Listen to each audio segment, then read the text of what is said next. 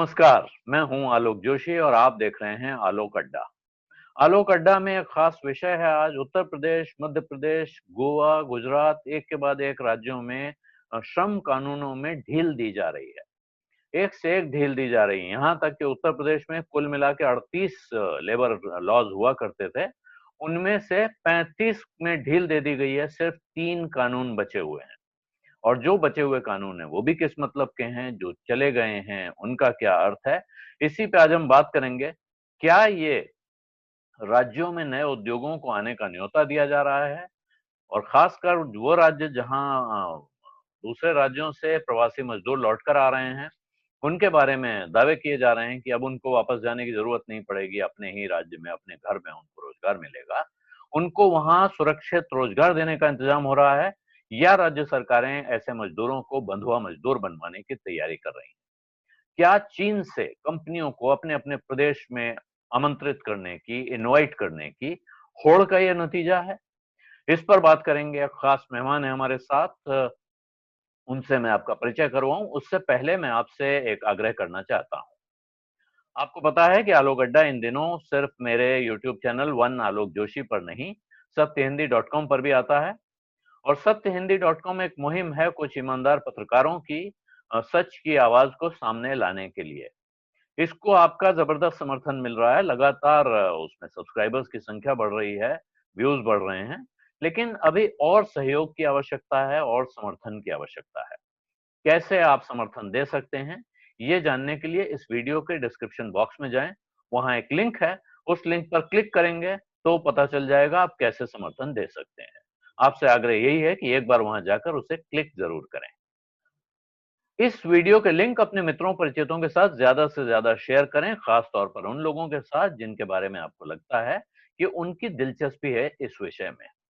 और अगर अभी तक आपने मेरा यूट्यूब चैनल वन आलोक जोशी सब्सक्राइब नहीं किया है, तो सब्सक्राइब का बटन दबा दें, साथ में घंटी भी बजा दें, ताकि आपको खबर मिल सके जब मैं नया वीडियो डालूं या जब मैं लाइव आऊं। श्रम कानूनों के इस बदलाव पर चर्चा करने के लिए हमारे साथ हैं एक बेहद खास मेहमान। आप इनको पहचानते हैं अच्छी तरह से, लेकिन आज कुछ दाढ़ी बढ़ी हुई है इसलिए पहचानने में थोड़ी चूक हो सकती है। हमारे साथ हैं अनिल स्वरूप साहब। अनिल स्वरूप जी को आप लोग ज्यादातर जानते हैं पूर्व स्कूली शिक्षा सचिव के तौर पर या केंद्रीय कोयला सचिव के तौर पर, क्योंकि ये उनके कार्यकाल के आखिरी 2 बड़े असाइनमेंट्स थे और इस दौर में वो काफी खबरों में रहे। लेकिन मैंने इन विषयों पर, श्रम पर बात करने के लिए, श्रम कानूनों पे बात करने के लिए अनिल जी से क्यों आग्रह किया, इसकी वजह है और वो मैं उनके साथ बातचीत में ही निकाल के लाता हूं। अनिल जी, आपका बहुत स्वागत है आलोक अड्डा पर। मैं काफी दिन से सोच रहा था, लेकिन पहली बार मौका मिला आपको यहाँ बुलाने का। इस बीच आपका स्वरूप परिवर्तन भी हो गया है, ये और दिलचस्पी की बात है। कोविड इफेक्ट कहते हैं उसे। कोविड इफेक्ट आप कह रहे हैं कि इस वक्त दाढ़ी बढ़ी हुई है, घर पे हैं। तो मैं तो पहली बार देख के, मैंने भी आपको इस स्वरूप में अभी आज ही देखा है। लेकिन मैं जो बात करना चाह रहा हूँ वो है जो उत्तर प्रदेश में, मध्य प्रदेश में, उसके बाद गोवा में, गुजरात में, वहां श्रम कानूनों में बड़ी बड़ी ढील दे दी गई है। और आपसे बात करने की वजह, आपने प्रोविडेंट फंड चलाया है, ईपीएफओ के भी आप हेड रहे। उससे पहले के जो आपके असाइनमेंट हैं उनमें आपने ही बताया कि आप लेबर मंत्रालय में, श्रम मंत्रालय में भी आपने काम किया। और मुझे याद है आप उत्तर प्रदेश में उद्योग बंधु चलाते थे। तो यानी कि आप बड़े उद्योग कैसे राज्य में आते हैं ये भी आपको पता है, उन्हें क्या तकलीफ होती है, मजदूरों की सुरक्षा के लिए क्या जरूरी है ये भी आपको पता है। ऐसे में जिस तरह की ढील दी गई है, इसको आप कैसे देखते हैं? देखिए, सबसे पहले तो मैं ये बताना चाहूंगा कि श्रम कानून जो हैं उनसे समस्या तो है, लेकिन कानून से समस्या नहीं। जो मैंने अनुभव किया, चाहे मैं इंडस्ट्री विभाग में रहा हूं या लेबर विभाग में रहा हूं, कानून की उतनी समस्या नहीं जिसने उतने के क्रियान्वयन किए। और तभी इसी दृष्टिकोण से भी जो नया स्टेप लिया है कुछ राज्यों ने, वो मैं देखता हूं, क्योंकि इन्होंने कानून को सस्पेंड किया है। कदाचित अगर वो ये प्रयास करते कि कानून सस्पेंड करने के बजाय इसके इम्प्लीमेंटेशन की व्यवस्था में सुधार लाते, तो दोनों काम हो जाते। यानी कि श्रमिक जो हैं उनकी जो चिंताएं हैं, उनकी जो आवश्यकताएं, वो भी पूर्ति हो जाती है और इंडस्ट्रियलिस्ट की भी हो जाती है। हमने इस दृष्टिकोण से श्रम कानूनों को देखा ही नहीं है। हमें एक तरफ कहते हैं कि श्रम कानूनों की वजह से शायद इंडस्ट्रियलाइजेशन नहीं हो रहा, ये कहना निरंतर असत्य है।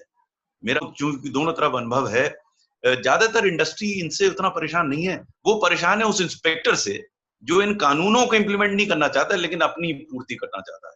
तो इंस्पेक्टर राज को कैसे खत्म किया जाए वो ज्यादा महत्वपूर्ण था। और इसमें मेरा जो अनुभव था उसके बारे में भी मैं आपको बाद में बताऊंगा कि कैसे इस इंस्पेक्टर राज को समाप्त किया जा सकता है बिना कानून समाप्त किए हुए।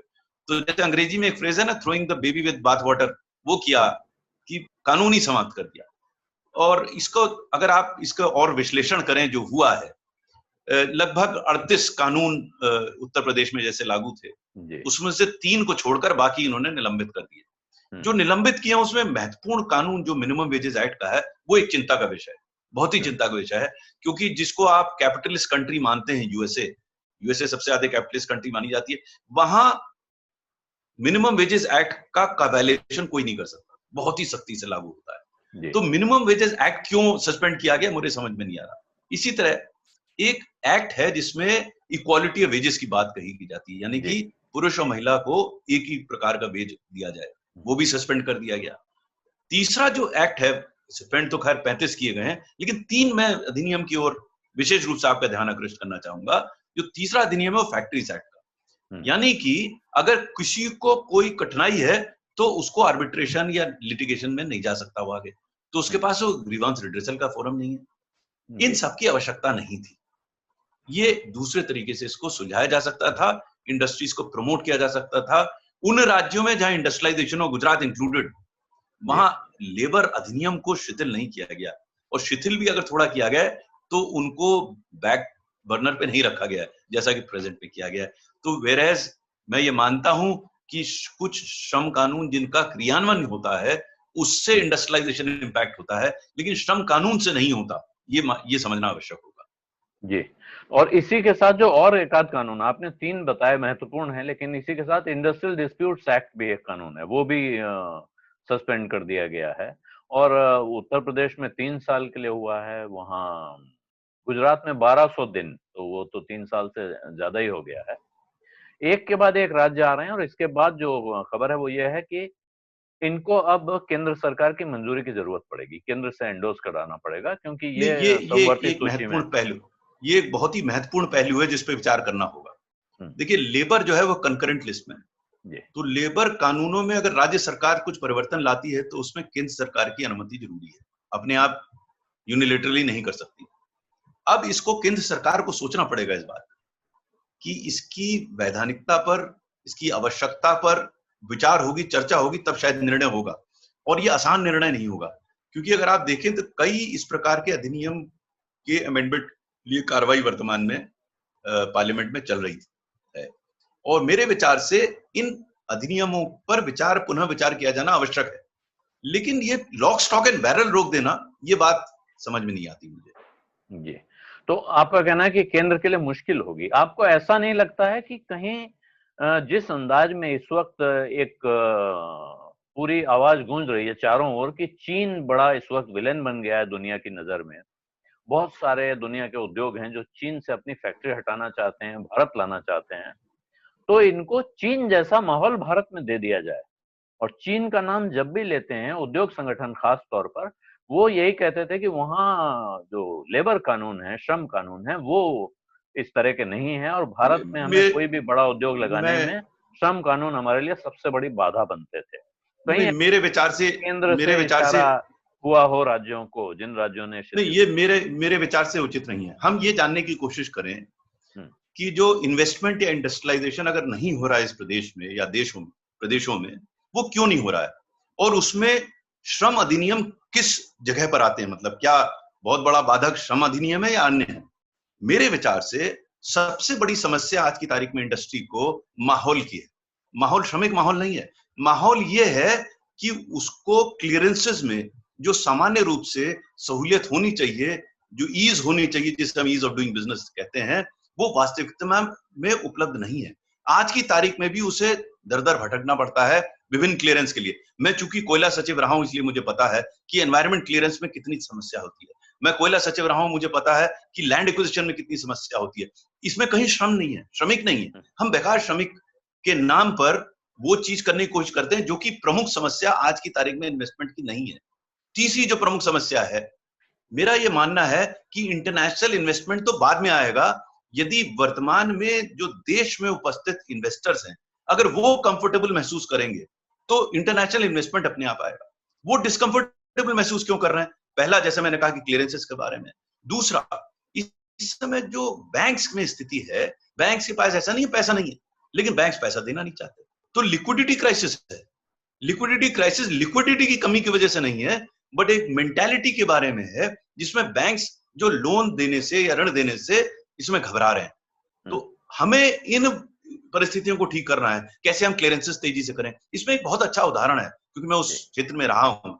मैंने एक प्रोजेक्ट मॉनिटरिंग ग्रुप को हेड किया था। ये यूपीए 2 का समय है, जिस समय स्कैम्स आए चले जा रहे थे, और जो उस समय जो ग्रुप बनाया गया था उसका उद्देश्य यही था कि क्लियरेंसेस द्रुत गति से कैसे हो। और विश्वास कीजिए कि 15 महीने यूपीए 2 में 15 महीने के अंदर 5 लाख करोड़ रुपए की क्लियरेंसेस हुई थी। कैसे हुई थी, कोई जानकारी करने की कोशिश करे।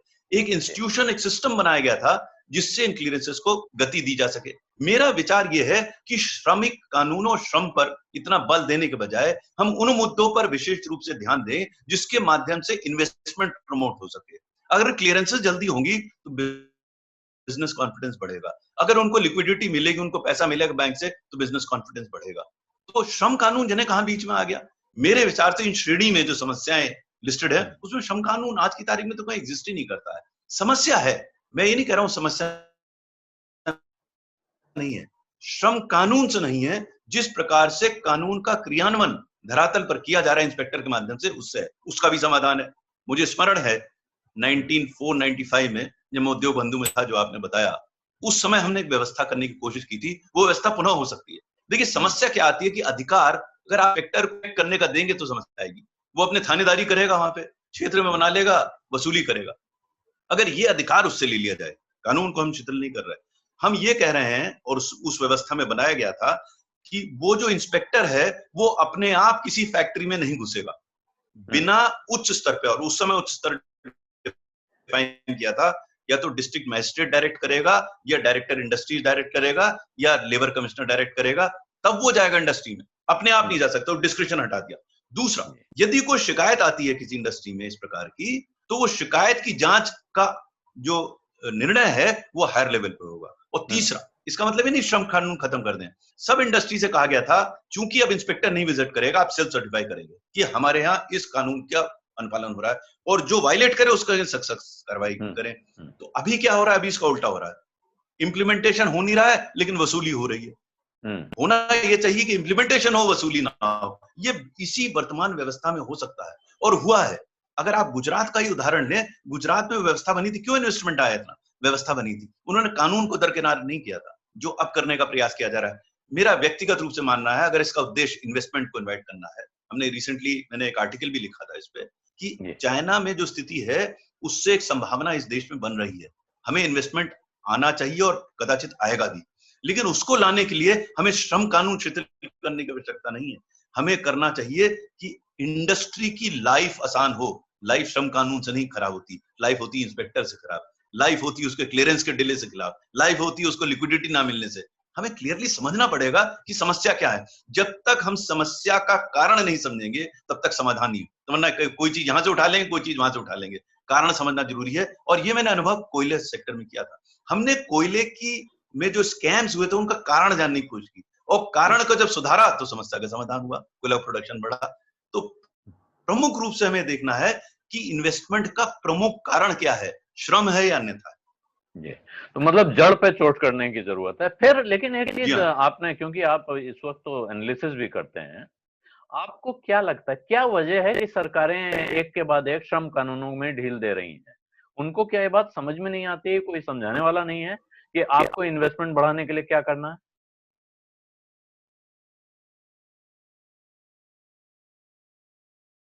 तो लगता है कि आदमी कुछ आपका थोड़ा सा मुझे लगता है फिर ये सिग्नल में कभी दिखाना चाहता है कि हम कुछ कर रहे हैं।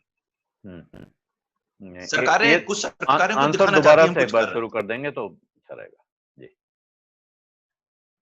मेरा ये मानना है कि आज की तारीख में वो क्यों कर रहे हैं तो वही जाने, मुझे आइडिया नहीं है, लेकिन मुझे ऐसा लगता है कि वो कुछ दिखाना चाहते हैं कुछ कर रहे हैं, उस दिखाने के लिए उन्होंने कर दिया।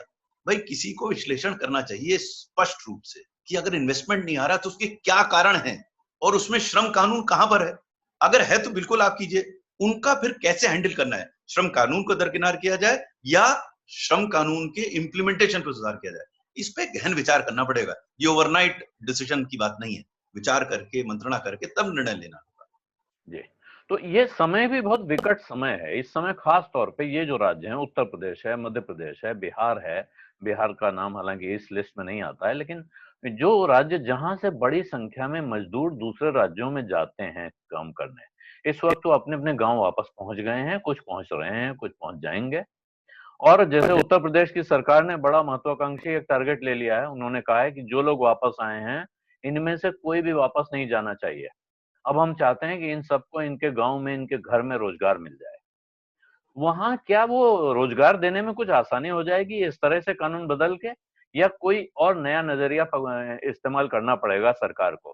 क्योंकि ये आदमी देखिए मुंबई से गया, गुजरात से गया, वहां जाकर वो अपने को बंधुआ मजदूर की तरह महसूस करेगा, तो कैसे टिका रहेगा? देखिए बहुत सारी चीजें हैं जो कि डिजायरेबल हैं। जो बात कही गई बिल्कुल सही है कि क्यों मजदूर उत्तर प्रदेश से बंबई में जाए नौकरी के लिए, बिल्कुल सही बात है।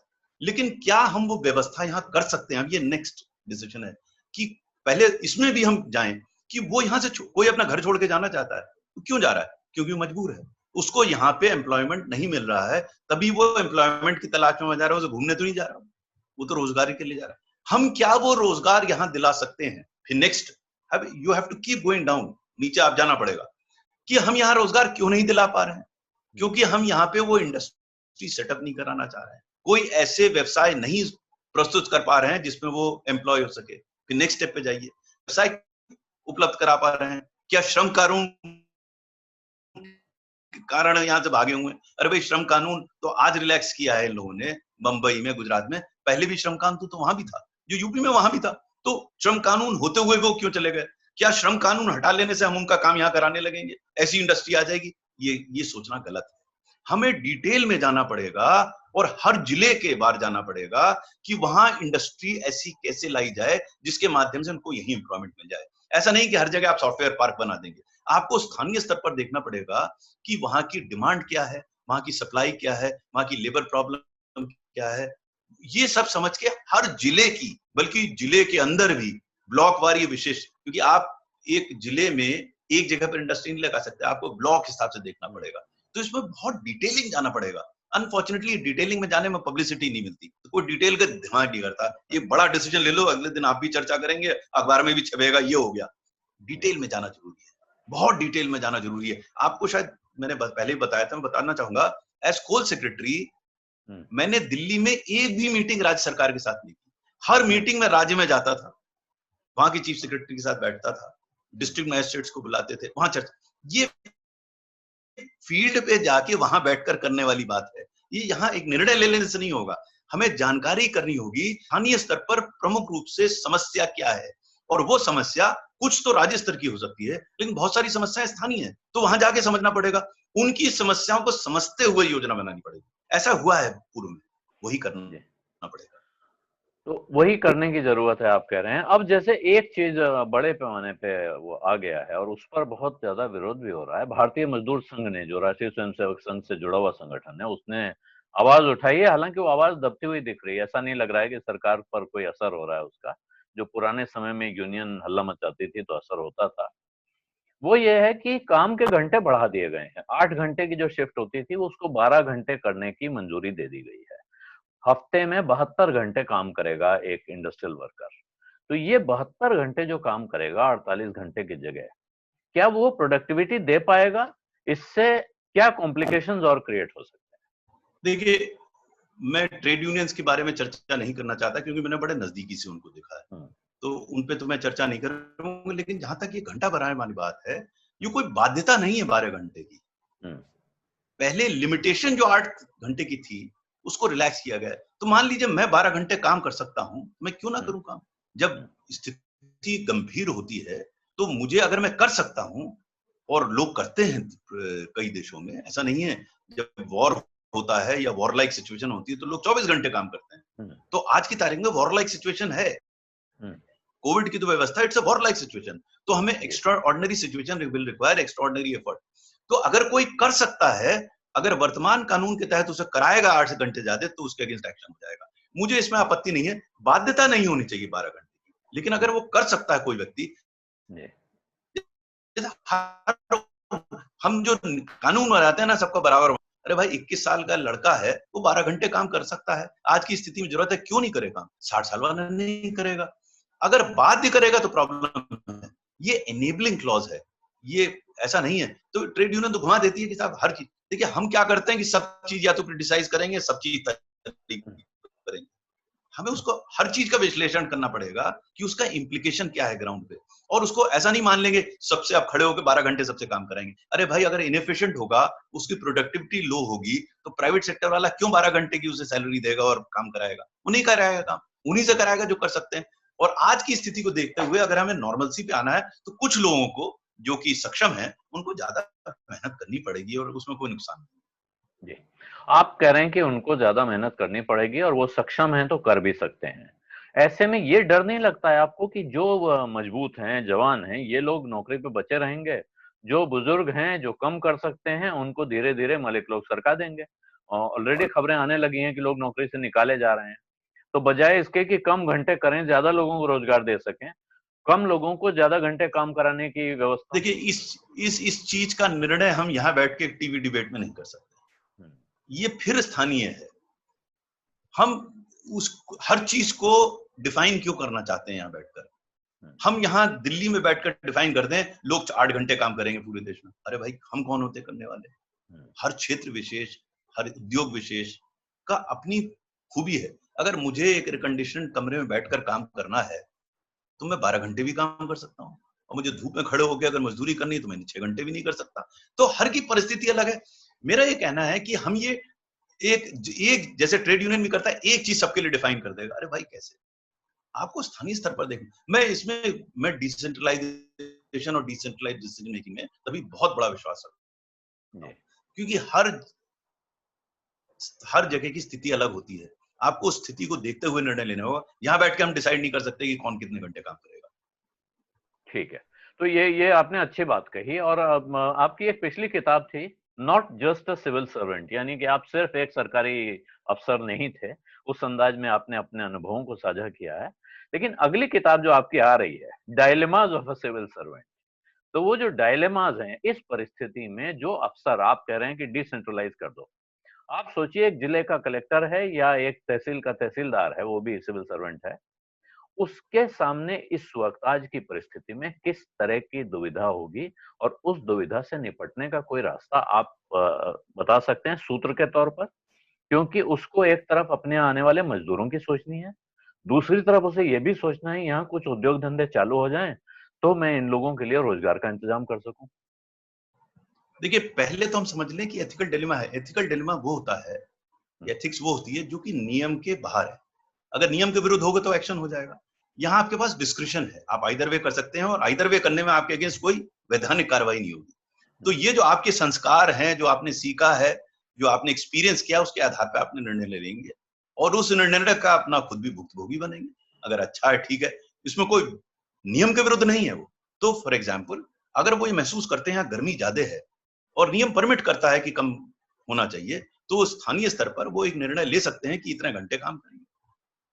तो नियम का आप उल्लंघन नहीं कर रहे हैं कोई, आप दोनों चीजों को बैलेंस करके, ये चीज स्थानीय स्तर पर ही हो सकती है। हम यहां बैलेंस नहीं कर सकते। मेरे पास कोई ऐसा डेटा नहीं है कि मैं यहां निर्णय कर लूं। जो स्थानीय स्तर पर होगा उसको अनुभव होगा कि किस प्रकार का निर्णय वहां पर लिया जाए, मजदूरों के हित में भी हो और इंडस्ट्री के भी हित में हो, बिना, क्योंकि कानून जो है ब्रॉडर फ्रेमवर्क दे देता है, उसमें बहुत सारा डिस्क्रिप्शन। मैं आपको एक उदाहरण देना चाहूंगा श्रम कानून के संबंध में। जब मैं डायरेक्टर जनरल लेबर वेलफेयर था, तो एक निर्णय लेना था कि एक एक्ट है बिल्डिंग अंडर कंस्ट्रक्शन वर्कर्स, जिसका बहुत सारा पैसा इकट्ठा हो गया था लेकिन इस्तेमाल नहीं हो पा रहा था। तो निर्णय ये होना था कि जो ईंट भट्टे में काम करता है श्रमिक, उसको हम बिल्डिंग अंडर कंस्ट्रक्शन वर्कर माने या ना माने। एक्ट साइलेंट था इसमें। तो कुछ लोगों का मत ये था कि अगर आप बिल्डिंग अंडर कंस्ट्रक्शन वर्कर में आप इसको ईंट भट्टे वाले को इंक्लूड करेंगे, जो स्टील निर्माण कर रहा है, क्योंकि वो भी बिल्डिंग में लगता है, वो भी कहेगा कि हम हमारे वर्कर हैं। तो मैंने उसको फिर, वो एथिकल डिलेमा था, क्योंकि कोई निर्णय आइदर वे गलत नहीं, लीगली गलत नहीं था, लेकिन हमने लिया निर्णय उसके फेवर में। क्यों लिया और कैसे लिया? हमने कहा कि उस ईंट में जो वैल्यू एडिशन है वो उसके श्रमिक जो अपना श्रम डालता है, वो मिट्टी से ज्यादा वैल्यू एडिशन उसके श्रम से होता है। मेरे स्टील में जो श्रमिक काम कर रहा है उसमें वैल्यू एडिशन का उसका प्रोपोर्शन बहुत थोड़ा होता है, क्योंकि स्टील की वैल्यू ज्यादा होती है। मैंने उससे जस्टिफाई किया, आज तक वो स्टैंड कर रहा है, ईंट भट्टे वाले उसमें इंक्लूडेड है। तो ये एक एथिकल डिलेमा था उस समय मेरे सामने, उसको माने ना माने। अब ये आपके अनुभव पे, आपके संस्कार पे, आपके थिंकिंग पे, आपकी आइडियोलॉजी पे डिपेंड करता है, इलीगल लीगैलिटी की बात नहीं है। इसी तरीके का निर्णय आज की तारीख में लेना पड़ेगा। जी, तो मतलब आपका कहना है कि जो ब्यूरोक्रेट है, जो अफसर है, और कायदे से तो ये सिर्फ ब्यूरोक्रेट या अफसर पर नहीं, ये पॉलिटिशियंस पर, नेताओं पर, मंत्रियों पर भी लागू होता है कि वो अपने अंदर झांकें, अपने अंदर के इंसान से पूछें कि इस सवाल का जवाब क्या होना चाहिए। तो मेरा ख्याल है उनको हर सवाल का जवाब मिल जाएगा। लेकिन इस परिस्थिति में एक सवाल है कि ये डर लोगों को ये लग रहा है कि, और खास तौर पे जिस अंदाज में उद्योग संगठन स्वागत कर रहे हैं इन फैसलों का, उससे लोगों को डर ये लग रहा है कि हायर एंड फायर जिसको कहते हैं, कि जब मर्जी आए किसी को रख लिया और जब मर्जी आए किसी को निकाल दिया, वो नीति लागू हो जाएगी। इसमें बहुत सारे लोगों को नुकसान हो सकता है। ये डर देखिए कितना जायज है? देखिए ऐसा है कि आज की तारीख में भी कोई किसी को रोक नहीं पाता था, जिसको रखता था, जिसको निकालना हो निकाल देता था। मुझे समझ में नहीं आ रहा कि इसको इतना हाईलाइट क्यों किया गया, कि वर्तमान कानून में भी जो कॉन्ट्रैक्ट लेबर रखता था वो उसको अधिकार था, कॉन्ट्रैक्ट पे रखता था, और ज्यादातर लोग कॉन्ट्रैक्ट पे ही रखते थे। तो अब इसको एक नाम दे दिया हायर एंड फायर। आज की तारीख में भी देखिए, आप किसी उद्योग में चले जाइए, 50% से अधिक लोग कॉन्ट्रैक्ट पर हैं, रेगुलर नहीं है। उन 50% को आप आज भी हायर फायर कर सकते हैं, लेकिन हायर फायर क्यों नाम दे दिया समझ में नहीं आया मुझे। मैं जब डायरेक्टर जनरल लेबर वेलफेयर था तो मैंने एक बात चलाई थी कि कई ऐसे उद्योग होते हैं, अगेन फिर मैं ये कह रहा हूं कि सब निर्णय दिल्ली में नहीं हो सकते। कई ऐसे उद्योग होते हैं जो सीजनल होते हैं, जैसे टेक्सटाइल उद्योग है, एक्सपोर्ट आधारित, एक्सपोर्ट ऑर्डर पे उसको आदमी चाहिए। अगर वो आदमी रख लेगा और उसको रखा रहना पड़ेगा और ऑर्डर नहीं है, तो वो उसको नुकसान होगा। तो आपको ऐसे उसमें परमिट करना चाहिए कॉन्ट्रैक्चुअल लेबर, लेकिन कॉन्ट्रैक्ट लेबर को भी वही सिक्योरिटी मिलनी चाहिए जो कि रेगुलर लेबर को मिलती है। यानी कि उसका भी पीएफ कटना चाहिए, यानी कि उसको भी साइज, यानी कि उसकी सोशल सिक्योरिटी उतनी होनी चाहिए। सिर्फ टेम्पररी जॉब टेम्पररी होगा जब तक उसकी आवश्यकता होगी, लेकिन ये किस उद्योग में कब तक आवश्यकता होगी, ये निर्धारण हम दिल्ली में बैठ के नहीं कर सकते। मैं बार बार इस चीज को बता रहा हूं कि इंडिया इतनी डाइवर्स कंट्री है और इसके जो एंगेजमेंट्स इतने डाइवर्स हैं कि एक सिंगल चीज से हम नहीं, हम मैं मजाक में अक्सर कहता हूं, when British left India they took justice with them and left behind laws, in laws and outlaws. हम समझते हैं लॉ के माध्यम से हम देश का सुधार कर देंगे। अरे भाई, लॉज तो अपनी जगह पर है भाई, उनका इम्प्लीमेंटेशन असली चीज है। हमें ज्यादा बल इम्प्लीमेंटेशन में देता है, लेकिन टाइम हम लॉस पे क्यों करते हैं? इसलिए कि हेडलाइंस हमें लॉ से मिलती है, हेडलाइंस जी, इम्प्लीमेंटेशन से। यानी न्याय, कानून से ज्यादा न्याय चाहिए, और न्याय के हाँ लिए हाँ न्याय हाँ, दृष्टि चाहिए होती है ये। बिल्कुल। तो अनिल जी, आपका बहुत बहुत धन्यवाद, आपने समय निकाला और ये बढ़िया बातचीत की। मुझे लगता है जो हमारे देखने वाले हैं वो इसे देख के उनको भी आनंद ही आएगा और ज्ञान भी प्राप्त होगा, जो जो हमारा असली उद्देश्य है। और मैं देखने वालों से सबसे आग्रह करूंगा इस वक्त कि इस वीडियो के लिंक अपने मित्रों परिचितों के साथ जितने ज्यादा से ज्यादा संभव हो शेयर करें, जिनको खास तौर पे जिनके बारे में आपको लगता है कि उनको इस बातचीत में दिलचस्पी होगी। और अगर अभी तक आपने मेरा चैनल वन आलोक जोशी यूट्यूब पर सब्सक्राइब नहीं किया है, तो सब्सक्राइब का बटन भी दबा दें, साथ में घंटी भी बजा देंगे तो और अच्छा रहेगा, तो कि आपकी खबर मिल जाएगी कि कब मैं लाइव आया या कब मैंने नया वीडियो डाला। धन्यवाद, नमस्कार।